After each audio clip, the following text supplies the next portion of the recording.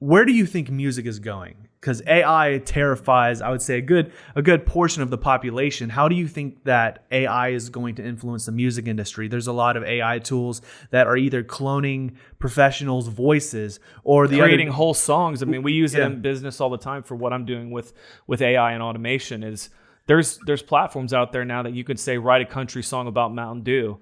And the guy sounds like a professional country artist talking about Mountain Dew. And it's the funniest thing ever, but it's very well done and put together. So it's a great question, David. So it is, people are generally, you get kind of like, most people are a little scared of what's to come with this, right? I'm actually not one of those people. I've used some of these tools to my advantage. These AI tools. I've definitely replaced my own voice with a better singer in order to pitch a song to an artist, right? Where it's like, with me on it, you might not think it's a great song, but if I have one of these AI voices sing it, hey, you might be sold, right? So that's been a good tool, I think. I think what's going to happen is we're going to have to be able to adapt, right? We're going to have to be able to adapt and use these things.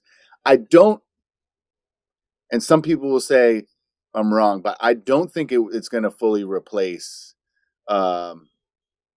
human creations, right? I think what you're going to see in music is after, when this AI technology is sort of peaking, and it hasn't peaked yet, believe me, it's not even close. Mm-hmm. But when it's peaking, you're going to see a draw towards wanting to see live music, people singing, like live music. You're going to have to prove that you can do it the old way, right? And I think there'll be value. I hope, and I think there will be, but I hope there will be value in that, placed in that over just kind of like the microwaved in quantity amount of music you can do with AI. It's just ridiculous, right? Yeah, I think that the human connection is something that we probably won't ever lose because people connect with people, right? Absolutely. Why do you think Isaac and I easily, I could have created an entire YouTube channel based off of AI. I could have had two, AI generated brothers speaking inspiration to the heart of men, inspiring people to go out there, do hard things. But people will follow us and will follow you. People follow Taylor Swift, billions of people. And it's not because she sounds the best. I can name 20 singers that I think have a better voice than Taylor Swift. It's because of the experience, of the connection. They feel she does that really good at that. They feel like she knows them, right? So I think that's incredibly important in the future of music, because AI might have some good music you can listen to, but you're losing that human connection. What inspired you for the future of music? Like, what do you feel like is the future, in your opinion? The future of music, I think, is going back to like bands. That's what I'm hoping. Me too, man. Me too. Yeah, I'm hoping bands, and it's not necessarily bands for sure, but just how you remember it was like, Janis Joplin, right? Like Jimi Hendrix. These people were just, you didn't have to be super attractive. It was clear that it was all about the music, right? It was all about your talent, and it was all about them connecting with the audience. So that's what I'm hoping is going to happen, and I'm seeing a little bit of it. I'm seeing little signs of it here and there. I think people are